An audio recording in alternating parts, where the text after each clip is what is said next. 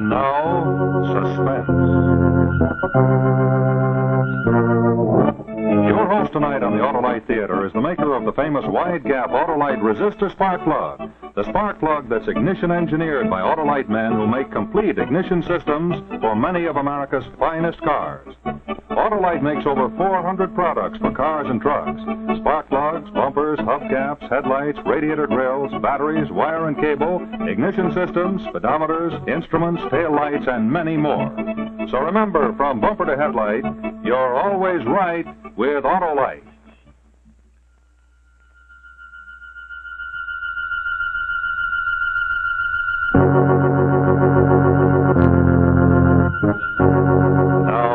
And its 60,000 dealers and service stations everywhere present the famous suspense story of the supernatural.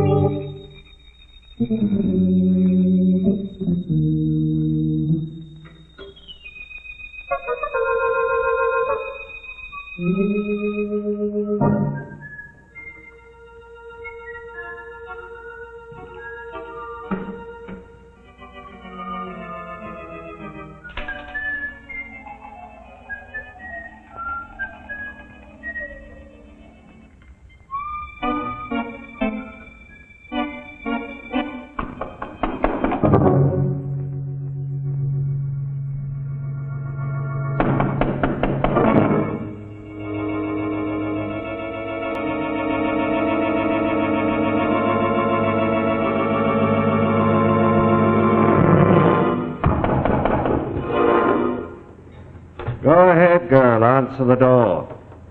Maybe some poor wayfarer.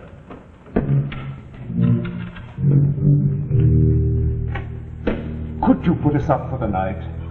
Sorry, sir. The house is full up. But my wife's in the car and she's quite ill. We've been driving for miles and miles over these blasted moors. Sorry, sir. But you can't be full up. Why, the house looks empty. That's right, sir.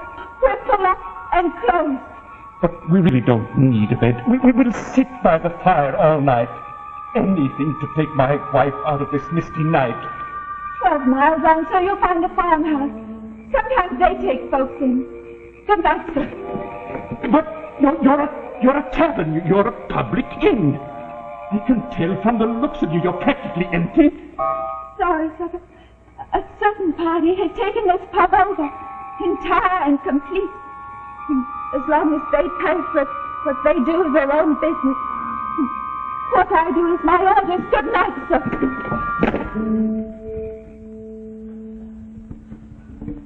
How much longer are you keeping us here for, Top? He won't tell you. Never know a thing with the top. He's a quiet one. How long did you rent this here pub for? Your turn, Albert. Will that be all for tonight, then, sir? It's late, you know. You can leave out 3 meat pies and 2 bottles of claret. Yes, sir. And whiskey.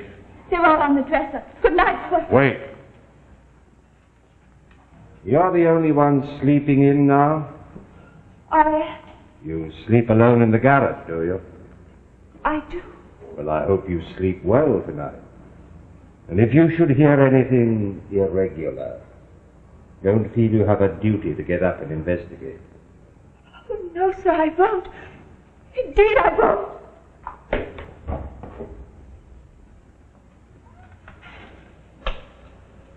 What's the idea, Top?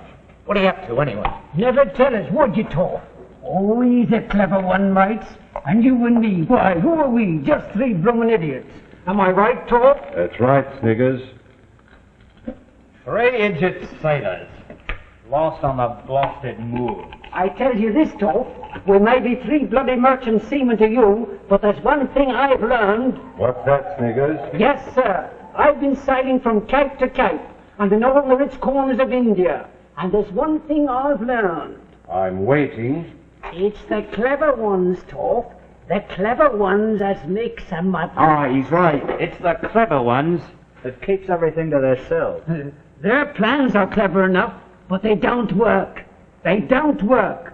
'Cause they forget some one little thing that simple fools like us could see. Tell us, Toff. Tell us what your plans are. Aren't you the clever ones, though? I know what he's keeping us here for. So they can't find us. Ah, but I'm sick of it. How can they find us? They're nothing but 3 heathens. Who's afraid of 3 heathens, eh, Sniggers?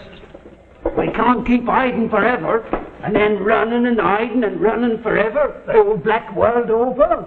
Remember that first night in Bombay? Aye, that was the Toff's mistake then. He was clever, all right. He was so clever he let them follow us right onto the boat. That's where the old trouble started. If them 3 heathens hadn't followed us onto that boat, we might have had our little trophy sold by now. Aye. Am I right, Sniggers? Sold and the money divided between us like we always said. Aye. How much do you figure that ruby's worth? Any price. How much is any price? Any price we ask. That's how much the ruby will bring. Cool, and here we sit on the misty moors. Of course, you can't ever let on with the temple, Ruby. Folks is superstitious. Aye. And no matter how big it is, if people knew we stole that ruby from a temple, right out of the bleeding idol's eye. That's right. They'd never touch it. Why? It's still a ruby, ain't it? Yes, but it's a temple ruby from Hindustan. And that's what makes the difference. Did you hear steps? I heard something outside. Wasn't steps exactly. Wind. That's all wind. Wind, foggy night. What'd you say, mates? Let's eat them meat pies and drink that claret and that whiskey. Now, will you look who's in a panic now? Now, but you've seen them 3 heathens. That makes it different, and so is Sniggers, but not me. Every time I hears a noise and every time Look at here, Bill. It don't do no good to go looking and listening, 'cause when they come from behind. And they come without a sound. Like they did to poor old Jim in Malta. That's right. Like they did to George in Bombay. Before we started. Oh, easy now, Bill. We're safe out here. I give them dark devils the slip. You give him a slip? Aye. Put a stick in the fire, Albert. Brighten the place up a bit. I had the ruby, and I give them the slip. All 3 of them. How'd you ever do it? Well, they were following me. Who told them you had the ruby? You didn't sell it. You didn't have to. They kind of know. They kind of know. Yes. They know if you've got it. They always know. That's the mystery we was trying to tell you about. Here they are now, following me down the streets of Hull. I goes up to a policeman and I tells him. And he says, oh, they're nothing but 3 Hindus and they won't hurt me. Why'd you have the policeman arrest them? For what? For trying to get back the ruby we stole? Aye, so I walks through. Then I turns a corner, then I runs. I never sees a corner but I turns it. And I never turns a corner but I runs. And you know the streets of Hull. Well, after 2 hours, I sits and I waits. And what do you think? What? No priests. What? No. No dark devils with gold spots on their faces. I give them the slip. Well done, Albert. That's why I didn't jump when you said you thought you heard something. Because I knew we were safe. Now, come on, Bill, and play up. Play up. Whose turn is it anyhow? Mine. Albert, why didn't you tell us before? So good these are mine. Because the top, he don't want me to say nothing. No. He's got his plans and things must be done his way. Oh, you and me are stupid fools. And if it wasn't for me what gave him the slip and all, we might have had one of them crooked knives in him right now. But for me, I'll give him the slip. Albert, Bill, here's the idea. The priests have gone, our money's gone. Right. So what have we left? Go on to London now and sell that ruby. Toffee won't come. We'll leave. He won't give us the ruby. We'll take it. You... How? There's one of him. There's 3 of us. We'll take it tonight and be in London tomorrow. Simple enough, ain't it, Bill? Simple enough. once we get the ruby. Don't worry about that. We'll find a way to get it from him.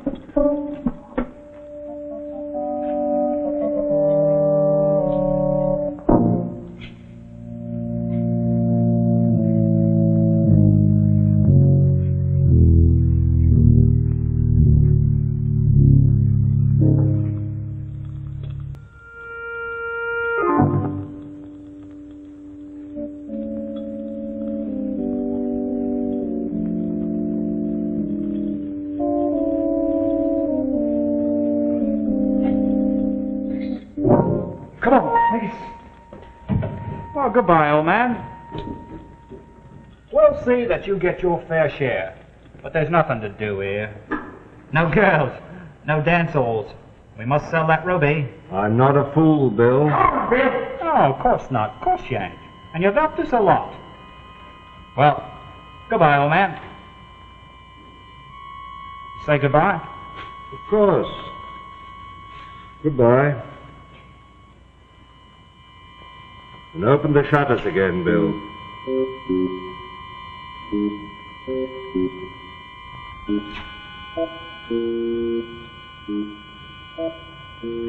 I don't suppose you want the door open, too, do you? Whether the door is open or closed, Bill, it doesn't matter. Well, the first shall be last and the last shall be first. Goodbye, Coffee, old man. Come on.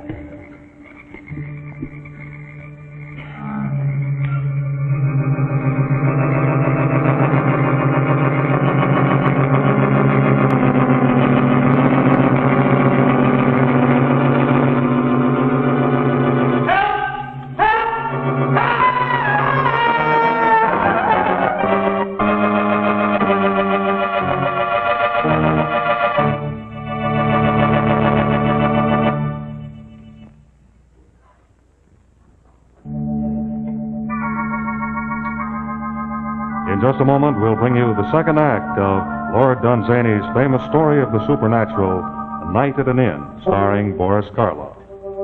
While we're waiting for the curtain to go up, I'd like to tell you a little story about an amusing incident that happened recently. It seems that one of our local luminaries, Marvin, the mystical magician, had gotten himself all duded up for a big appearance over on the other side of town. Now, this Marvin was smooth all right, but you couldn't say the same for his car. It was missing and bucking like the Indian rope trick gone wrong. Well, our friend Marvin did his darndest.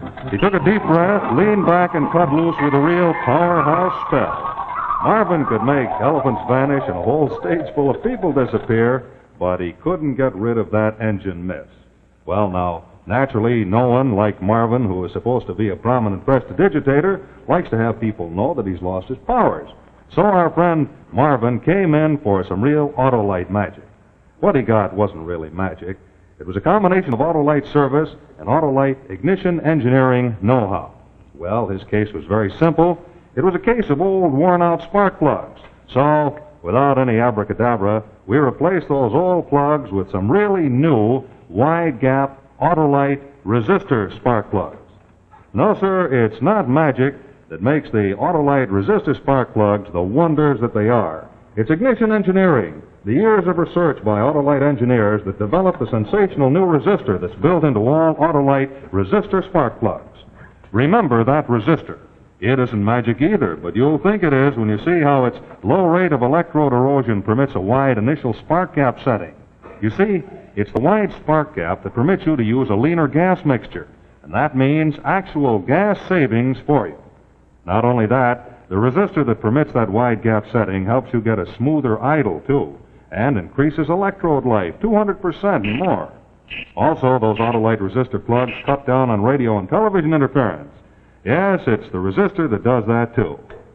Well, Marvin drove out of here as smooth and slick as pulling a rabbit from a hat as soon as we equipped his car with Autolite resistor spark plugs. So take a tip from Marvin and replace your old worn-out narrow gap type spark plugs with a set of those sensational new Autolite resistor spark plugs.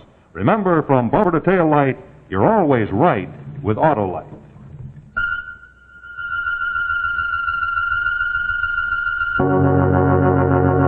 Now, here is the second act of A Night at an Inn.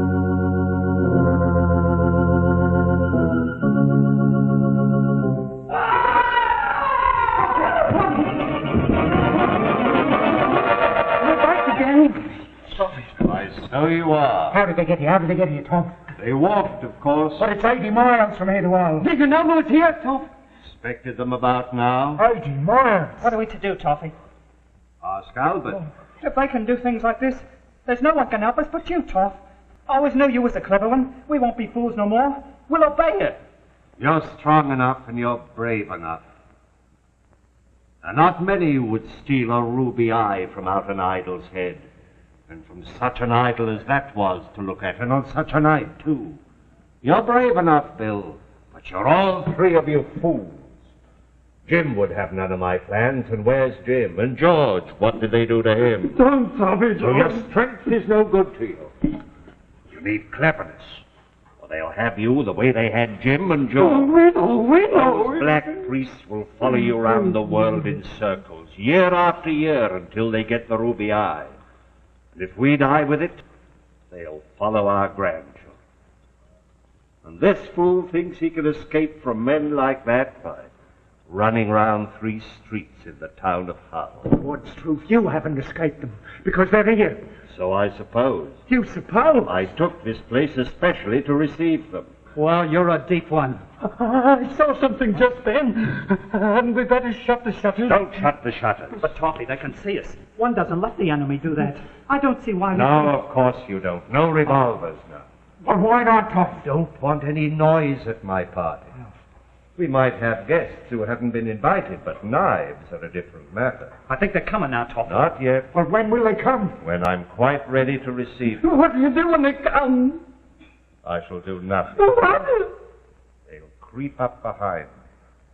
And then my 3 faithful friends, Sniggers and Bill and Albert, will do what they can. You can trust us, Toff. If you're a little late or slow, you'll see reenacted the cheerful spectacle that accompanied the death of Jim in Malta. Don't, Tommy. All right. Leave me there, all right? Now, I shall sit here with my back to that door. Now, you 3 go out, one by one. Mind now, be sure you cross that open window so they'll think you've gone to the other room. I get it, Toffee. Then, crouch low, creep back so that you'll be hiding here when I need you. Night, Toffee. Good night, Tommy. Good night, Toff. Turn out the lights. Think the firelight will prove more inviting. No revolvers now. The police in Yorkshire are proverbially inquisitive.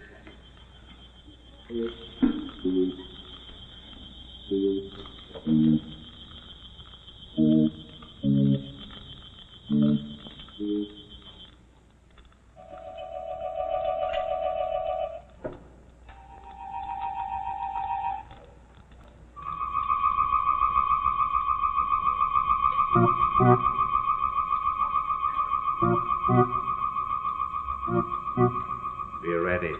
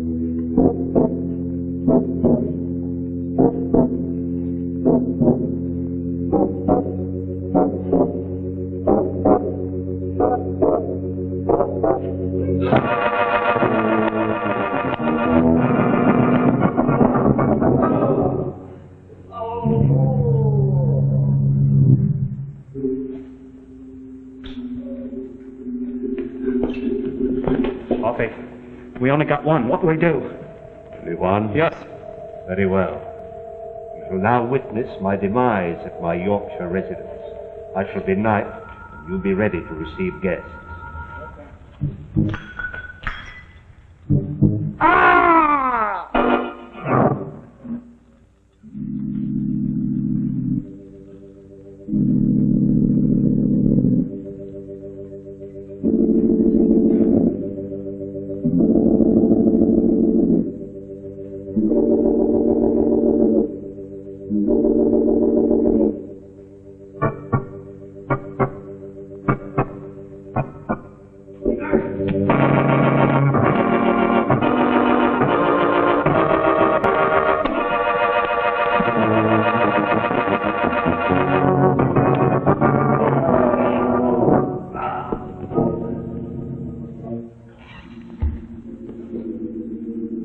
about you, Toffee?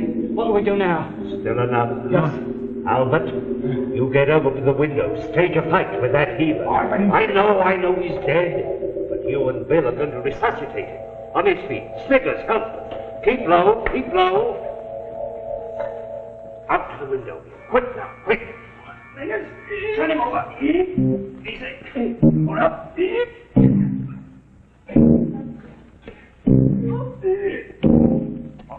Walk it.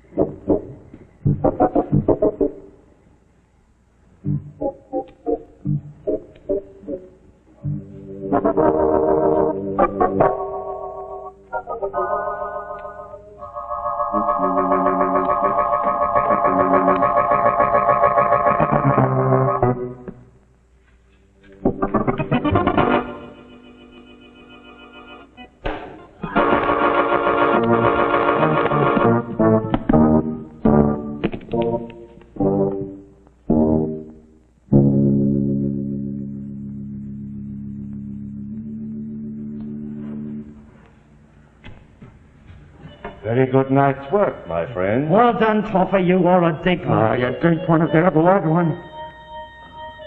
How much is it worth, Toffee? Everything they have in the shop. I'm sure we all ought to be very grateful to Toffee.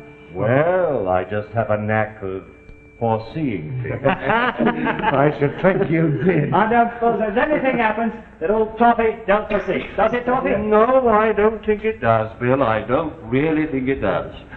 Turn on the lights. What do we do with him? Bury him in the garden. Then what? Then we go up to London and upset the ruby. Well, I think we've come through this night's work very well. Well, the first thing we ought to do is give a little supper in honor of old Toffee. Well, I think we've earned our bit of supper. Here's the Toffee who guessed everything right. Aye, good old Toffee. Here's the Toffee who saved our lives. Here, he foresees everything. Speech, Toffee. Speech. Well, gentlemen, I suppose in this world there are two kinds of men.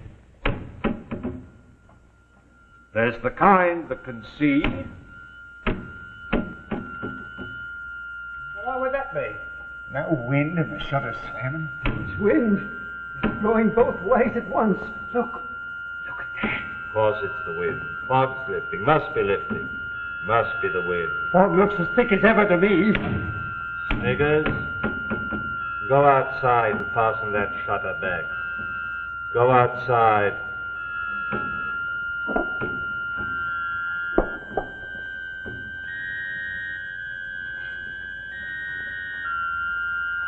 Well, gentlemen, as I was saying, in this world there are two kinds of men. Those who can see and those who can foresee. Now, the advantage of being able to foresee... Stop it! I've been thinking about my share in that ruby. I don't want it, Toffee. I don't want it. Nonsense, Sniggers, nonsense. You shall have it, Toffee. You shall have it yourself. Only Si Sniggers has no share in this here ruby. Say it, Toffee, say it. Want to turn informer, Sniggers? Toffee, take back my share, Toffee. Take it back. What do you mean? What are you driving at? I saw something. I saw something what I didn't like. What didn't you like? Toffee, take back my share. Please take it, Toffee. What have you seen?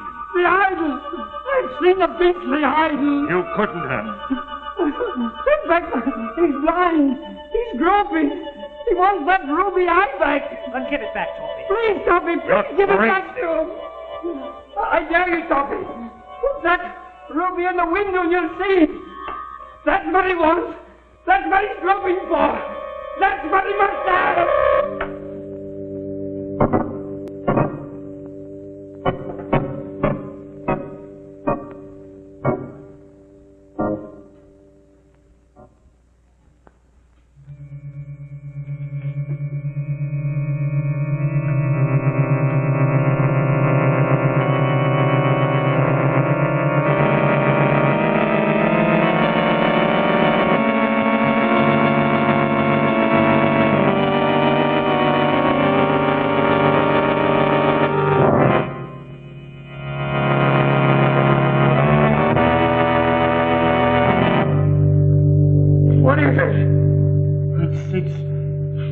that obscene idol come from India. It's taking its eye. We're safe. Safe. Mr. William Jones, able seaman. Albert, what is it?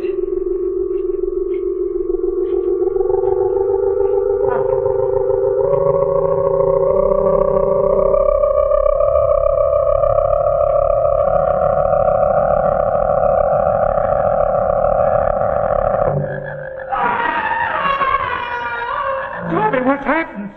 I've seen it. What was it, Sniggers? What is it? What is it? Mr.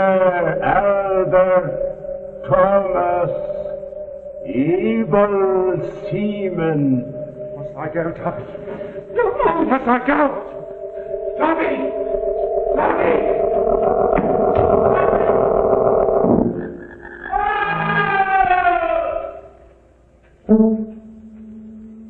Mr. Jacob Sniggers Smith, able seaman. I can't go, Tommy! I can't go!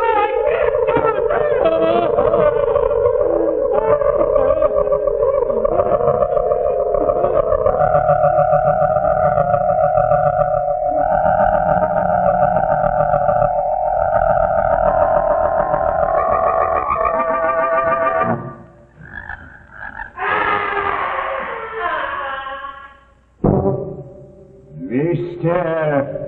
Arnold Everett Scott Fortescue, late Esquire. Too late, the toffee. This I did not foresee.